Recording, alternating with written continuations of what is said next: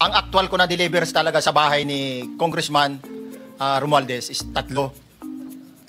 Tapos pag may duty kami, nagkakaroon ng detailed. Minsan namumonitor ko doon sa group chat namin, may basura tayo deliver.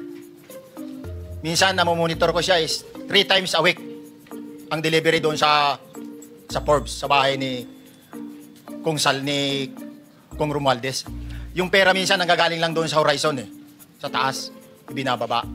Tapos may detail lang na tao, namumonitor ko naman sa GC namin.